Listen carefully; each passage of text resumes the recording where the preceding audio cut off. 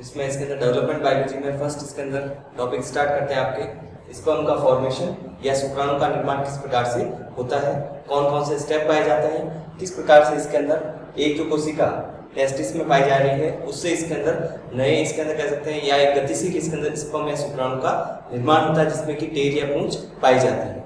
तो इसके अंदर फॉर्मेशन ऑफ स्पर्म या शुक्राणु का जो निर्माण होता है इसे कहा जाता है स्पर्मेटोजेनेसिस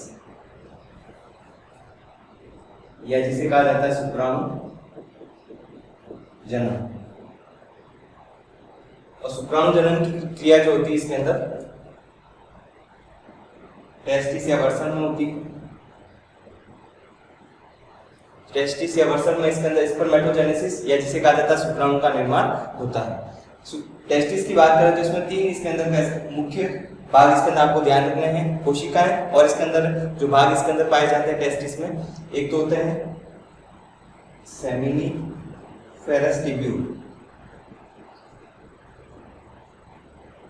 या जिसे कहा जाता है रेता नलिका। सेमिनिफेरस ट्यूब्यूल या रेता नलिका, ये इसके अंदर जो नलिकाएं होती हैं ये कुंडित नलिकाकार संरचना है। कुंडलित नलिकाकार संरचना है जो कि इसके अंदर सेमिनिफेरस ट्यूब्यूल कहलाती है जिससे इसके अंदर टेस्टिस बने होते हैं। तो कुंडलित या कॉइड इसके अंदर जो स्ट्रक्चर है, कॉइड ट्यूबुलर जो स्ट्रक्चर इसके अंदर पाया जाता है जिससे टेस्टिस बने होते हैं। कुंडलित नलिकाकार संरचनाओं के बने होते हैं। इन नलिकाओं को इसके अंदर सेमिनिफेरस ट्यूब्यूल या रेता नलिकाएं कहा जाता है। एक इसके अंदर पाई जाती है टेस्टिस में इसके अंदर कोशिकाएं, और ये जो कोशिकाएं होती है इसके अंदर काई कोशिका होती है सोमेटिक सेल। ये कोशिकाएं जो है इसके अंदर इन्हें कहा जाता है सर्टोली सेल्स, सर्टोली कोशिका, जो कि इसके अंदर काई कोशिका होती है, जनन कोशिका नहीं होगी टेस्टिस में पाई जाने वाली। यह इसके अंदर शुक्राणु को पोषण प्रदान करती है।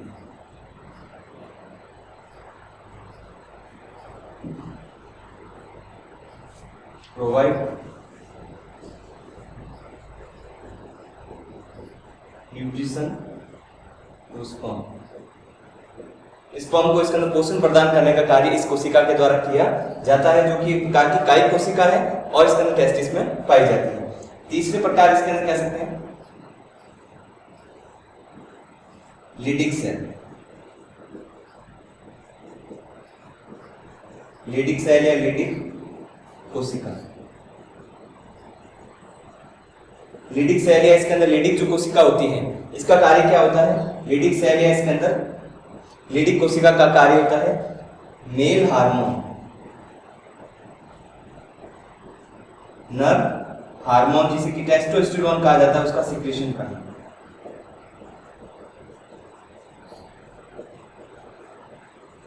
मेल हार्मोन जिसे कि इसके अंदर टेस्टोस्टेरोन कहा जाता है इसका सिक्रेशन किया जाता है टेस्टोस्टेरोन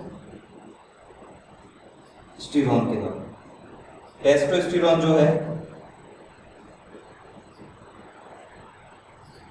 इस हार्मोन का सिक्रेशन इसके अंदर लीडिक सेल के द्वारा किया जाता है। ये जो कोशिका है लीडिक सेल में पाई जाने वाली इसके अंदर ये लीडिक सेल जो होती है टेस्टिस में पाई जाती है। ये कोशिका है मेल हार्मोन टेस्टोस्टेरोन का सिक्रेशन करती है। कई कोशिका जिसे सर्टोली सेल कहा जाता है यह इसके अंदर प्रोवाइड करती है न्यूट्रिशन या पोषण प्रदान करती है स्पर्म को। और थर्ड जो सेल होती है इसके अंदर कह सकते हैं जो नलिकाएं होती है जिसे रेता नलिकाएं कहा जाता है जिससे टेस्टिस या स्पर्म बने होते हैं, जिसे मुख्य रूप से रेता नलिकाएं या इसके अंदर कुंडलित नलिकाकार संरचनाएं कहा जाता है जिससे इसके अंदर टेस्टिस बने होते हैं या जिसे कहा जाता है सेमिनिफेरस ट्यूब्यूल्स।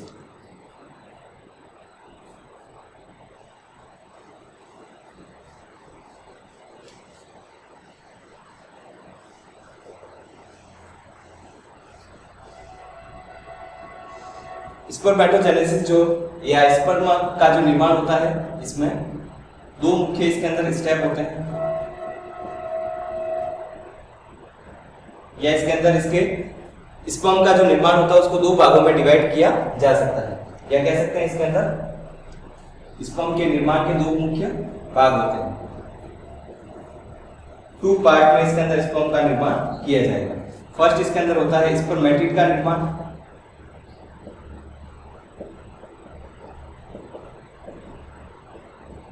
और सेकंड होगा इसके अंदर, इस स्टेप को कहा जाता है स्पर्मायोजेनेसिस, या जिसे कहा जाता है स्पर्मेटिड।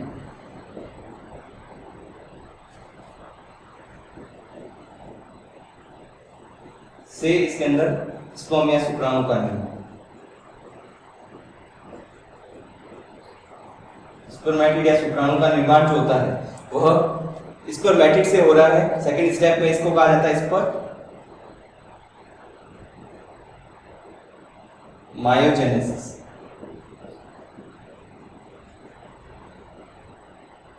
स्पर्मायोजेनेसिस, स्पर्मेटिड का निर्माण जो होता है फर्स्ट स्टेप में, स्पर्मेटिड से स्पर्म का निर्माण होगा स्पर्मायोजेनेसिस, और फर्स्ट स्टेप में जो इसके अंदर प्रीमोर्डियल या जनन कोशिका से स्पर्मेटिड का निर्माण होगा। और स्पर्मेटिड का जो निर्माण होता है इसमें 3 अवस्थाएं पाई जाएगी। फर्स्ट इसके अंदर जो अवस्था होती है, जैसे इसके बारे में भी बताते हैं आपको, स्पर्मेटिड का निर्माण और स्पर्मायोजेनेसिस। स्पर्मेटिड का निर्माण, स्पर्मेटिड से शुक्राणु का निर्माण तो स्पर्मायोजेनेसिस कहलाता है। और इसमें स्पर्मेटिड का निर्माण, इसमें 3 मुख्य चरण होते हैं, 3 स्टेप। फर्स्ट इसके अंदर होता है जिसे कहा जाता है मल्टीप्लिकेशन अवस्था। सेकंड होगा इसके अंदर ग्रोथ फेज, या जिसे वृद्धि प्रावस्था कहा जाता है। इसे मल्टीप्लिकेशन या गुणन अवस्था कहते हैं। और थर्ड जो होता है इसके अंदर उसे कहा जाता है मैचुरेशन। मैचुरेशन फेज, या जिसे कहा जाता है परिपक्वन प्रावस्था। परिपक्वन प्रावस्था जो कि इसके अंदर थर्ड स्टेप होता है स्पर्मेटिड के निर्माण का। 3 स्टेप में इसके अंदर यहाँ पर स्पर्मेटिड का निर्माण कंप्लीट होगा। फिर उस स्पर्मेटिड से इसके अंदर स्पर्मायोजेनेसिस जो प्रोसेस होगा, स्पर्मेटिड से स्पर्म का निर्माण होगा। स्पर्मेटिड जो बनता है वह इसके अंदर कह सकते हैं गतिशील नहीं होता है, लेकिन स्पर्म इसके अंदर यहाँ पर जो बनेगा वह गतिशील होता है, या इसके अंदर कह सकते हैं मूवमेंट कर सकता है। इसके अलावा स्पर्म जैसे मेटोजेनेसिस टेसिस में इसके अंदर जो पाया जा रहा है उसमें इसके अंदर मुख्य रूप से पाई जाती है प्रिमोर्डियम जर्म सेल, या जिसे कहा जाता है प्रीमोर्डियल जनन कोशिका। इस कोशिकाओं का निर्माण, या इसके अंदर जो कह सकते हैं टेस्टिस में पाई जाने वाली ये जो जनन कोशिकाएं हैं, जिसको प्रीमोर्डियल या जनन कोशिका या जर्म सेल कहा जाता है, इसका निर्माण कहां पर होता है? एंडोडर्म के द्वारा होगा। फॉर्मेशन जो होता है इसके अंदर एंडोडर्म के द्वारा, और ये विभेदित होती है टेस्टिस या गोनेट्स में आकर, या कह सकते हैं इसके अंदर गोनेट्स जो है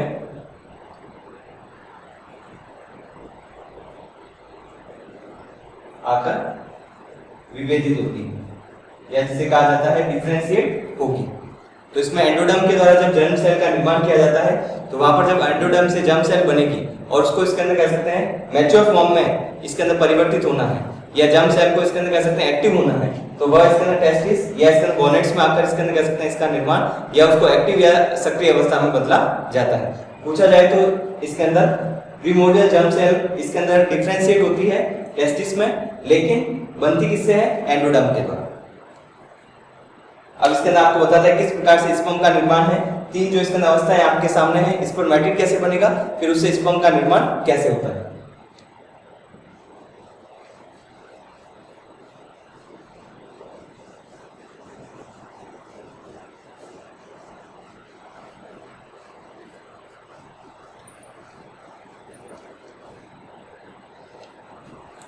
तीन जो अवस्था है मल्टीप्लिकेशन, सबसे पहले गुणन अवस्था होगी। इसके अंदर स्पर्मेटिड के निर्माण में स्पर्म का निर्माण जो हो रहा है, स्पर्मेटिड का जब निर्माण होगा उसमें गुणन में या वृद्धि प्रावस्था, इसके अंदर कह सकते हैं सेकंड जो वृद्धि होती है और थर्ड परिपक्व प्रावस्था होती है। तो इसमें सबसे पहले इसके अंदर मल्टीप्लीकेशन या इसके अंदर कह सकते हैं गुणन प्रावस्था जिसे कहा जाता है, इसका निर्माण जो होता है इसके अंदर जिसे कहा जाता है स्पर्मेटोगोनियम। और स्पर्मेटोगोनियम किससे बनता है? फर्स्ट इसके अंदर प्रीमोर्डियल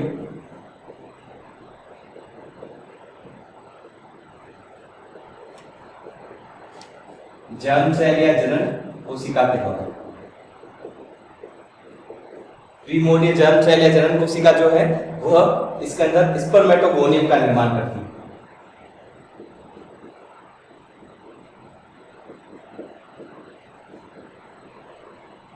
तो इसमें प्रीमोर्डियल जर्म सेल या जनन कोशिका इसके अंदर टेस्टिस में जो पाई जाती है सबसे पहले स्पर्मेटोगोनियम का निर्माण करती है, इसलिए इसके अंदर सेल की आवश्यकता रहती है टेस्टिस में। स्पर्म का निर्माण जो किया जाता है स्पर्मेटोगोनियम से होगा और स्पर्मेटोगोनियम में इसके अंदर कह सकते हैं जो बनता है इन जनन कोशिकाओं से बनता है, जिसको प्रीमोर्डियल जर्म सेल कहा जाता है। इसमें इसके अंदर कह सकते हैं स्पर्मेटोगोनियम जो बनता है इसमें आगे डिवीजन होगा या स्पर्मेटोजेनेसिस, स्पर्म का निर्माण की जो क्रिया होती है इसमें इसके अंदर कह सकते हैं दो प्रकार के विभाजन पाए जाते हैं। एक जो होता है इसके अंदर माइटोसिस, दूसरा होता है मियोसिस। माइटोसिस और मियोसिस दो प्रकार के इसके अंदर विभाजन इसमें पाए जाते हैं। जब इसमें माइटोसिस होता है या जिसे कहा जाता है समसूत्री विभाजन, तो इससे जो कोशिकाएं बनती है इसके अंदर एक कोशिका से दो कोशिका बनेगी। एक कोशिका इसके अंदर कह सकते हैं यहाँ पर पाई जा रही है, इसमें उससे दो कोशिकाएं बनती है। दो कोशिकाएं इसके अंदर वापस आके विभाजित होती है समसूत्री विभाजन के द्वारा और उससे चार कोशिकाएं बनती है। तो यहां पर कह सकते हैं मल्टीप्लिकेशन या इसके अंदर कह सकते हैं इस अवस्था को कहा जाता है गुणन प्रावस्था या जिसे कहा जाता है मल्टीप्लिकेशन फेज। मल्टीप्लिकेशन फेज या इसके अंदर जिसे कहा जाता है गुणन प्रावस्था। तो इसमें इसके अंदर यहां पर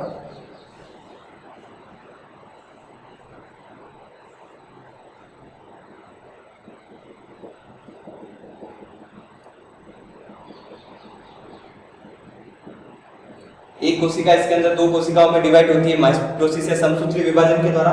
वापस इसमें इसके अंदर जो कोशिका बनी है वह वापस इसके अंदर डिवाइड होगी माइटोसिस या समसूत्री विभाजन के द्वारा। तो एक कोशिका जो पाई जा रही है इसके अंदर उससे दो कोशिकाएं बनती हैं और एक कोशिका जो इसके अंदर कह सकते हैं जो स्पर्मेटोगोनियम होता है, इसमें जो न्यूक्लियस पाया जाता है उसमें जो क्रोमोसोम है वह डिप्लॉइड होते हैं, द्विगुणित अवस्था में पाए जाते हैं। द्विगुणित या जिसे कहा जाता है डिप्लॉइड अवस्था में। तो फर्स्ट इसके अंदर स्टेज जो स्पर्मेटिड के निर्माण की है या स्पर्म के निर्माण का जो प्रोसेस होता है जिसके द्वारा स्पर्म का निर्माण होगा उसमें गुणन प्रावस्था जो होती है, गुणन प्रावस्था में हमेशा कोशिकाओं के नंबर बढ़ते हैं। तो इसमें कहा जा सकता है एक कोशिका से माइटोसिस या समसूत्री विभाजन के द्वारा दो कोशिका बनती है और दो कोशिकाओं से जो दो कोशिकाएं बनी वापस आके विभाजित होती है और इसके अंदर प्रत्येक इसके अंदर कोशिका जो है वापस दो कोशिकाओं में डिवाइड होती है। तो एक स्पर्मेटोगोनियम से इसके अंदर यहाँ पर चार इसके अंदर कह सकते हैं कोशिकाएं बनती हैं। तो इसमें कह सकते हैं कि गुणन जो प्रावस्था होती है, मल्टीप्लिकेशन जो फेज होती है, इसमें कोशिकाओं की संख्या बढ़ती है।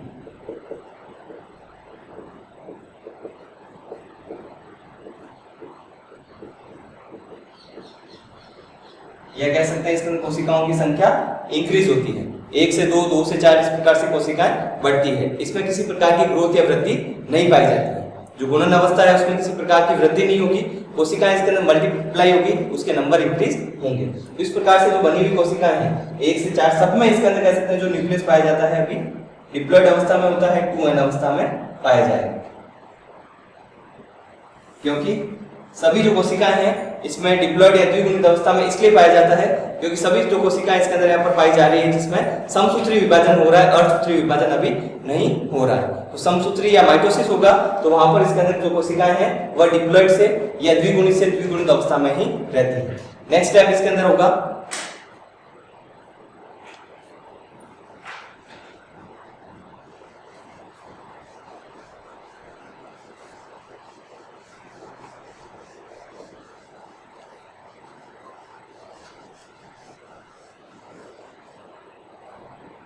सेकेंड स्टेप जिसे कहा जाता है ग्रोथ फेज या वृद्धि प्रावस्था।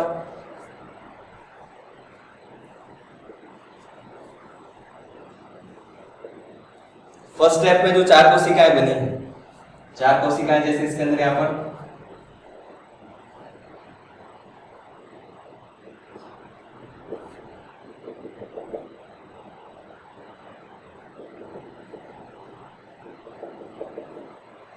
चार कोशिकाएं बनी है, उसमें से एक कोशिका आगे बढ़ती है। यह इसके अंदर कह सकते हैं यहाँ पर आकार में बड़ी होती है, इस पर ग्रोथ या वृद्धि होगी। वृद्धि इसके अंदर कह सकते हैं जब होगी तो इसमें इसका साइटोप्लाज्म या कोशिका द्रव्य बढ़ जाता है। कोशिका द्रव्य इसके अंदर कह सकते हैं ज्यादा होगा तो कोशिका इसके अंदर कह सकते हैं जो आकार है और साइज इसके अंदर वह भी इंक्रीज हो जाएगी। तो ग्रोथ या वृद्धि प्रावस्था में इसके अंदर जो कोशिका इसके अंदर सेल जो कि इसके ऊपोनियम से बनी थी, जिसमें माइटोसिस से समसूत्री विभाजन हुआ था, अभी इसके अंदर कह सकते हैं नेक्स्ट स्टेप में इसके अंदर यहाँ पर वृद्धि प्रावस्था होती है, जिसमें इसकी ग्रोथ होगी, वृद्धि पाई जाती है, ग्रोथ फेज। इसमें इसके अंदर जो कोशिका है उसमें किसी प्रकार का विभाजन नहीं होता है, डिवीजन किसी प्रकार का नहीं है। डिवीजन या विभाजन इसके अंदर कह सकते हैं इसमें किसी प्रकार का नहीं होगा, केवल इसके अंदर कह सकते हैं ग्रोथ या वृद्धि पाई जाती है।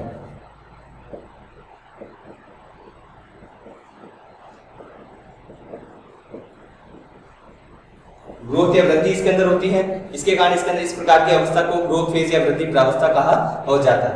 और इस प्रकार से बनी हुई जो कोशिका को कहा जाता है प्राइमरी स्पर्मेटोसाइट्स या जिसे कहा जाता है प्राथमिक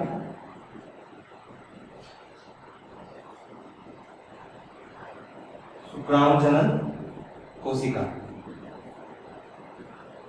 जो स्पर्मेटोगोनियम से बनती है। तो स्पर्मेटोगोनियम से डिवाइड होता है, विभाजन होता है। उन कोशिकाओं में जब विभाजन होगा तो 2 कोशिकाएं बनेगी, 2 से 4। उसमें से जैसे एक कोशिका, प्रत्येक कोशिका में इस प्रकार से डिवीजन होगा। यह जो कोशिका है इसमें इसके अंदर कह सकते हैं आगे ग्रोथ होती है, तो अब इसके अंदर प्राइमरी स्पर्मेटोसाइट्स बनती है। इसमें भी इसके अंदर कह सकते हैं इससे भी प्राइमरी स्पर्मेटोसाइट्स बनती है। तो इसके अंदर कह सकते हैं कि एक जो इसके अंदर कह सकते हैं प्राइमरी स्पर्मेटोसाइट्स से आगे स्पर्म कैसे बनता है वो आपको बता रहे हैं, लेकिन विभाजन तो सब में पाया जाता है। यह कोशिका इसमें भी वापस इसके अंदर कह सकते हैं यह भी ग्रोथ होगी, इसमें भी ग्रोथ होगी, उसमें भी ग्रोथ होती है। तो एक कोशिका जब आगे जाती है ग्रोथ होती है, इससे 4 कोशिकाएं बनेगी, जैसे आगे बताएंगे। इससे वापस 4 बनेगी, इससे भी 4, इस प्रकार से इससे भी एक कोशिका से 4 कोशिकाएं बनती है। तो यहाँ पर जब इसके अंदर कह सकते हैं प्राइमरी स्पर्मेटोसाइट्स होती है, इसमें इसके नेक्स्ट जो इसके अंदर कह सकते हैं अवस्था आती है जिसे कहा जाता है जो कि वृद्धि प्रावस्था के बाद में होगी, जिसको कहा जाएगा परिपक्वन या इसके अंदर जिसे कहा जाता है मैच्योरेशन फेज। जैसे इसमें क्या होता है,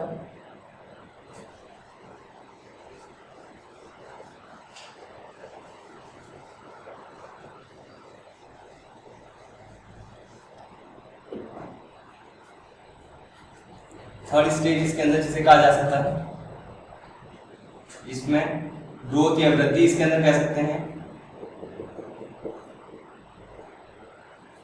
यह जो कोशिका है जिसे प्राथमिक शुक्राणुजनन कोशिका कहते हैं, इसमें इसके अंदर वापस आगे डिवीजन होगा या ग्रोथ होगी, डिपेंड करता है इसके अंदर आगे कौन सी स्टेज है। तो यहाँ पर इसके अंदर कह सकते हैं इसके बाद में थर्ड स्टेज आती है जो ग्रोथ, इसके अंदर प्राइमरी स्पर्मेटोसाइट्स जो होती है इसमें इसके अंदर विभाजन होगा, डिवीजन होता है।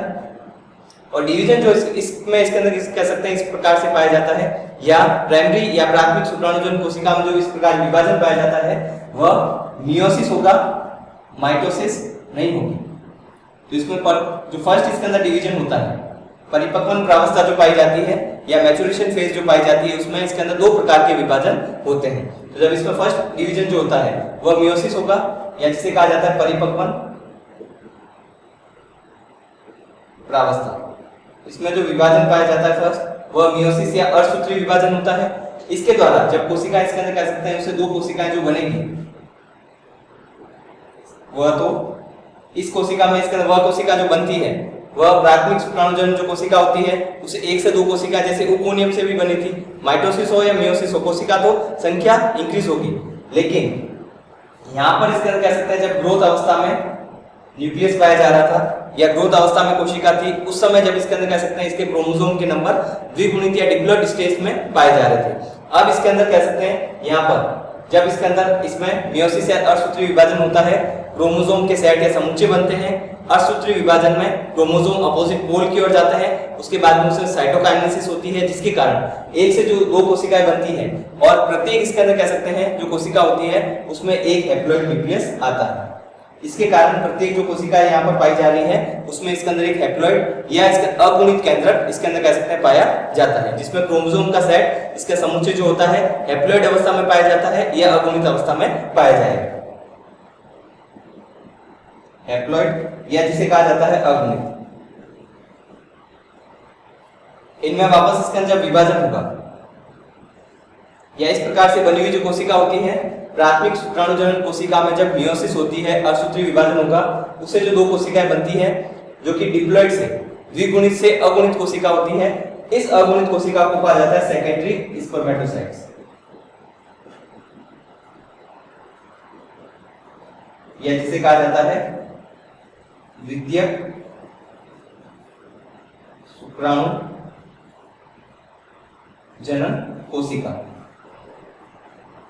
और द्वितीयक शुक्राणुजनन जो कोशिका है वह इसके अंदर वापस विभाजित होगी, तो यहाँ एक से इसके अंदर कह सकते हैं यहाँ पर दो कोशिकाएं बनेगी और वापस इसके यहाँ भी एक से इसके अंदर कह सकते हैं दो कोशिकाएं बनती हैं।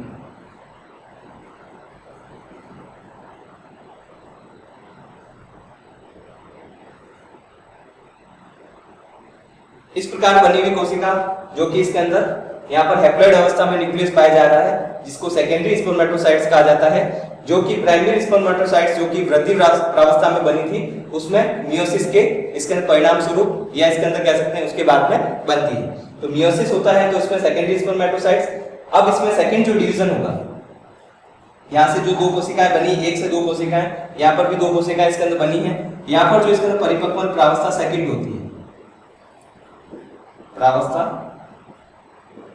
सेकेंड या जिसे कहा जाता है मैच्योरेशन फेज सेकेंड,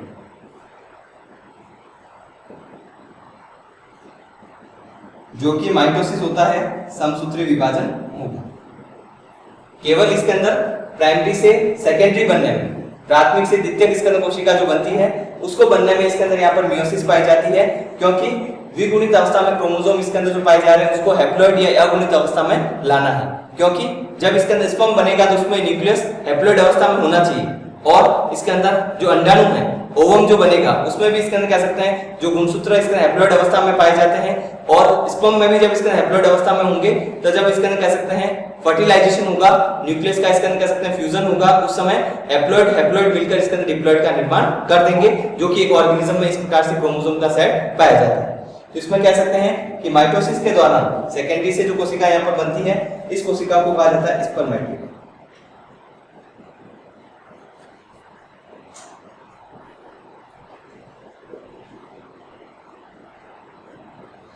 तो जो इसके अंदर कह सकते हैं शुक्राणु जनन की क्रिया का जो फर्स्ट स्टेप होता है जिसमें इसके अंदर स्पर्मेटिड का निर्माण होता है, जो कि इसके अंदर oogonia से स्टार्ट होता है, उसमें इसके अंदर माइटोसिस होती है, उसके बाद में इसमें प्राथमिक शुक्राणुजनन कोशिका बनती है वृद्धि प्रावस्था में और उसमें जब विभाजन होता है मियोसिस के दौरान तो उसमें इसके अंदर डिप्लॉइड से अगुणित अवस्था में क्रोमोसोम आ जाते हैं, सेकेंडरी स्पर्मेटोसाइट्स बनती है, वापस इसमें सेकंड जो इसके अंदर डिवीजन होगा समसूत्रीय विभाजन और उसे हैप्लॉइड अवस्था में या अगुणित अवस्था में क्रोमोसोम आ जाते हैं, जिसको इसके अंदर कहा जाता है कि इसके अंदर जो कोशिका बनती है उसको कहा जाता है स्पर्मेटिड। तो फर्स्ट स्टेप इसके अंदर कह सकते हैं इस प्रकार से पाया जाता है।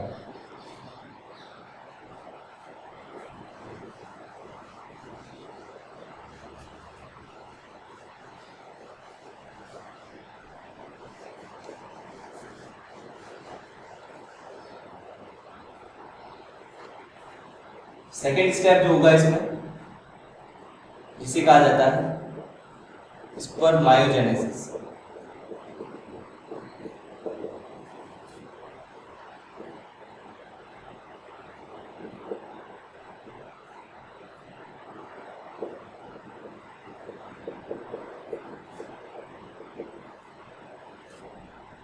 सबसे पहले इसके अंदर फर्स्ट स्टेप में जो स्पर्मेटिड बना है वह अगतिशील होता है,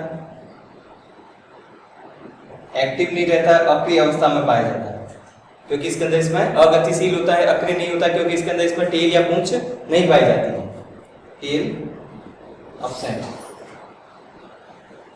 इसे इसके अंदर कह सकते हैं स्पर्म में बदला जाता है, या शुक्राणु इसके अंदर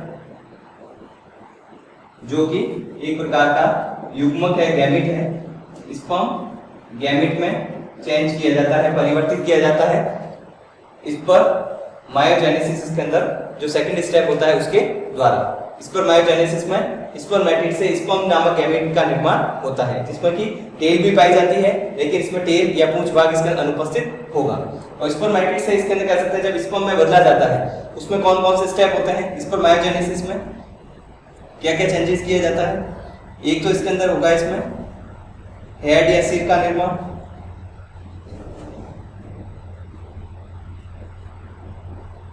और दूसरा होता है इसके अंदर कह सकते हैं इस पर मायोजेनेसिस में टेल का निर्माण, जिसे पूंछ भाग कहा जाता है।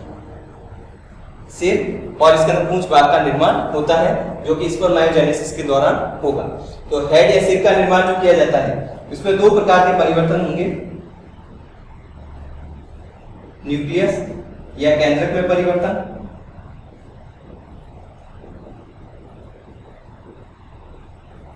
दूसरा इसके अंदर होता है इसमें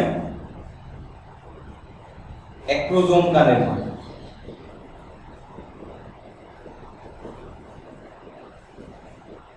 तो केंद्रक का जो इसके अंदर कह सकते हैं निर्माण और एक्रोसोम का जो निर्माण हो रहा है वह सिर या हेड के निर्माण के दौरान होता है, जो कि इस पर मायोजेनेसिस का इसके अंदर फर्स्ट स्टेप होगा, और उसके बाद में इसके अंदर इसमें टेल या पूंछ का निर्माण होता है, जो कि इसके अंदर इस कंप्लीट इसके अंदर कह सकते हैं स्पर्म या इसके अंदर स्पर्म गैमेट का निर्माण करता है। इस प्रकार से कल इसके अंदर जैसे इसमें नेक्स्ट कंटिन्यू करेंगे कि हेड का निर्माण हो रहा है तो न्यूक्लियस में एक्रोसोम क्या क्या चेंजेस हो रहे हैं, टेल का निर्माण कैसे होता है, स्पर्म जो इसके अंदर एक बार मैच्योर बन गया उसका स्ट्रक्चर कैसा होता है, उसमें कौन कौन से भाग पाए जाते हैं। इसमें इसके अंदर आपको आज बताया गया जैसे स्पर्म का निर्माण या शुक्राणु का जो निर्माण होता है दो स्टेप में कंप्लीट होगा आपके, इसके अंदर स्पर्मेटिड बनना और सेकंड स्टेप इस पर मायोजेनेसिस। इस पर मायोजेनेसिस ये होता है, इस पर इसके